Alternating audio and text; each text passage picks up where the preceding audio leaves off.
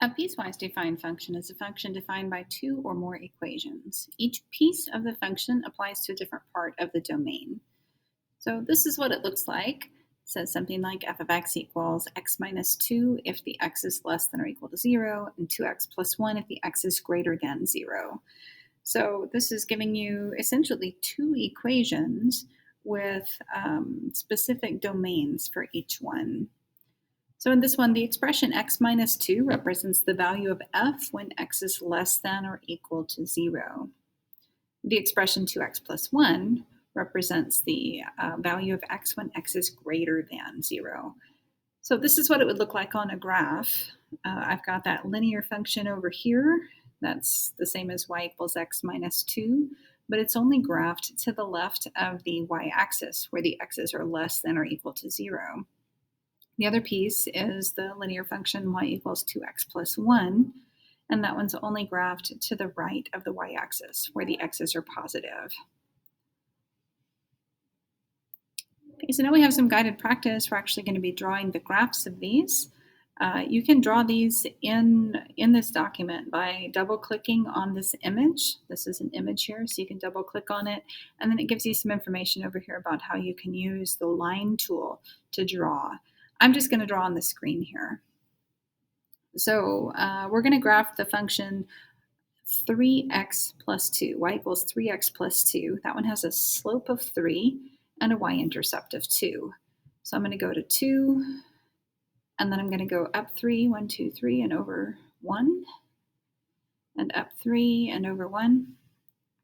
And then I can do the same the other direction, so down 3 and to the left 1, down 3 to the left 1. Now, if that was my whole function, I would just connect the dots and I'd be done.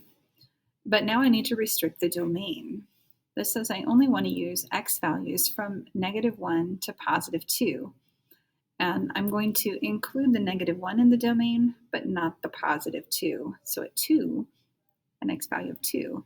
For this one here, I'm going to use an open circle. Let's see if it'll let me erase what I got there so that I can have that open circle.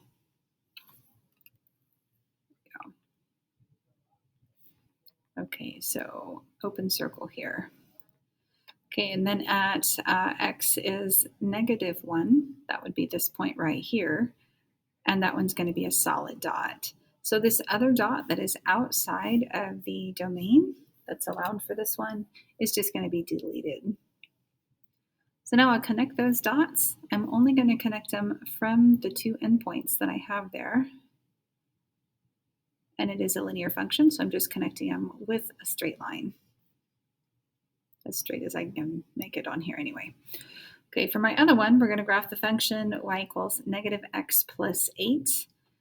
This one has a slope of -1 and a y-intercept of 8. And this one's going to be on a restricted domain of 2, 5. I think I'll do this one in a different color just so that we can see the difference. So this one I'm going to do in pink. So I'm going to start at y-intercept of 8, and then a slope of -1 means from there I go down 1 over 1, down 1 over 1, down 1 over 1, and I'm going to do that just repeatedly until I span the plane here, and so till I run out of graph. Now I'm going to go back and look at the restricted domain. So this says I need to include an x value of 2. So when the x is 2, I'm going to have a good solid dot for that one. And then it's going to go up to an x value of 5. But at 5, I need an open dot. So I'm going to put an open dot here with the 5. Now, any of the points that fell outside of that need to be deleted. So I'm going to erase them. And then when I connect the dots, I'm only going to connect them from the two endpoints that I have on there. The solid one on the left to the open one on the right. And I just shouldn't have done that second one there. There we go. All right, so now for the domain of this one. I'm reading my graph from left to right, and I'm going to list all of the possible x values. Now this one actually does include everything between -1 and +2 for the first part, not including the +2. And then the second part includes everything from +2 to positive 5 and not including the positive 5. So since there is kind of an overlap with an open circle and a closed circle here at 2, that means that I actually can just make one big domain. So I'm going to say it goes from -1 to positive 5. The -1 is included, so it's a bracket. And the positive 5 is not, so that one's a parenthesis. Now for the range, I read the graph from bottom to top. And the lowest point that I see on this graph is this one right here, which corresponds to a y value of -1. And that one is included, so a bracket on that one. And then the highest point that I see is up here at 8, y value of 8. And that one's an open circle. So I'm going to use a parenthesis on that one.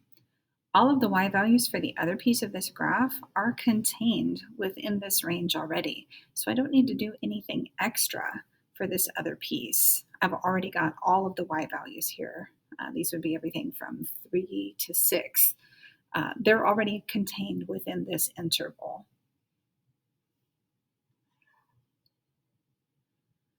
Okay, so here's a second one for you to try. This one has 3 pieces to it.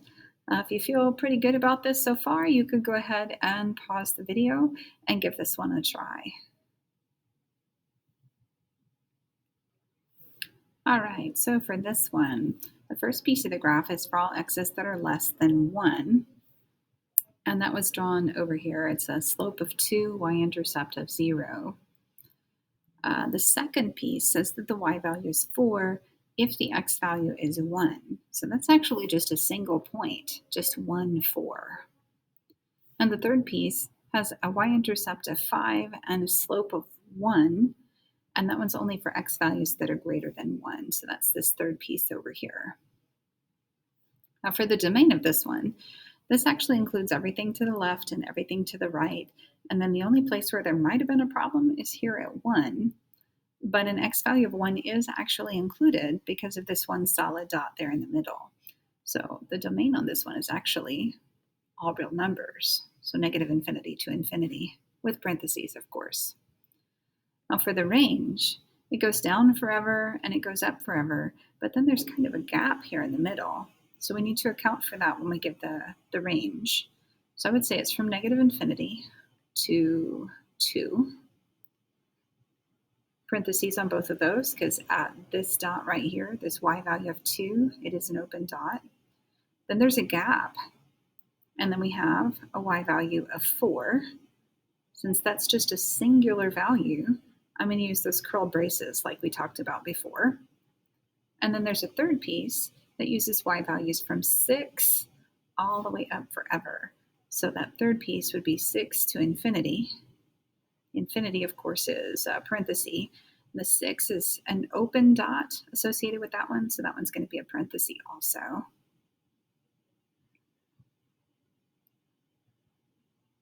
All right, now we're going to go backwards. So now they're going to give me a graph to work with, and I have to write the function definition to go with it.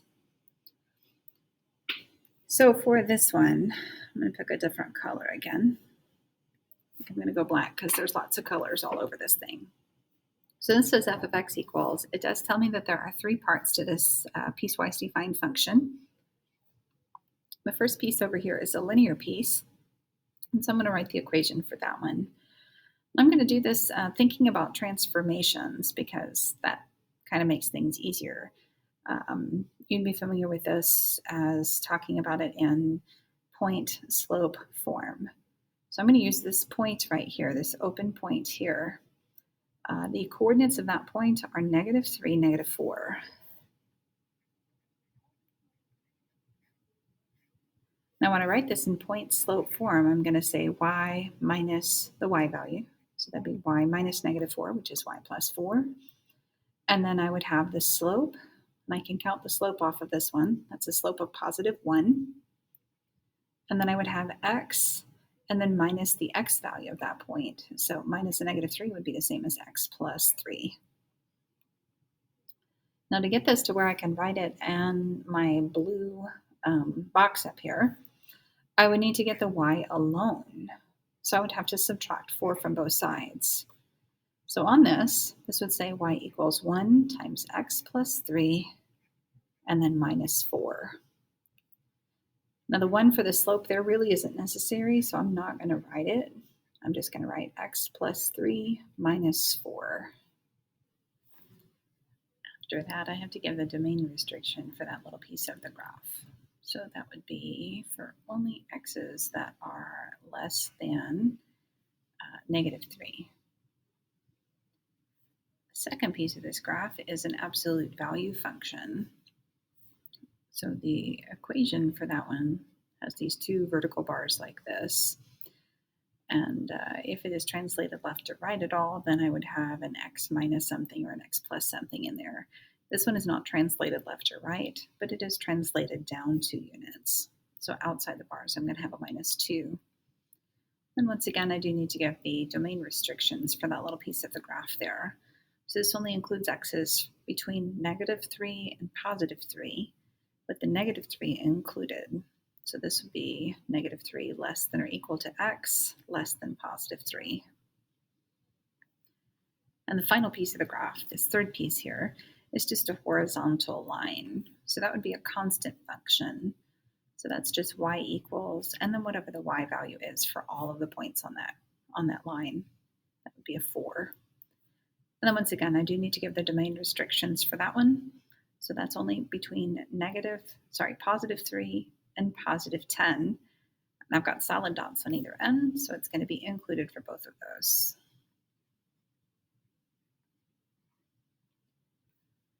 Okay, the domain for this function includes everything to the left.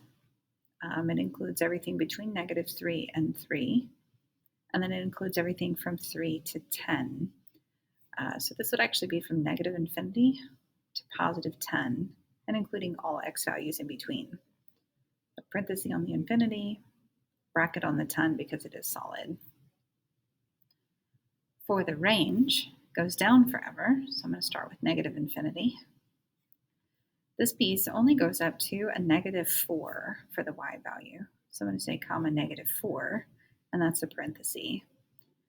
The next piece of the graph picks up at -2. So I'm going to say union, and then I would have a bracket, and we go from -2 up to here, which is a y value of 1. Now there I've got a solid dot on one side and an open dot on the other side, both of them at a y value of 1. Since it is included on at least one of them, it's going to be a bracket. And there's a little gap again, and then this last one is just a y value of +4. So that one, since it's just a single value, I'm going to put it in braces.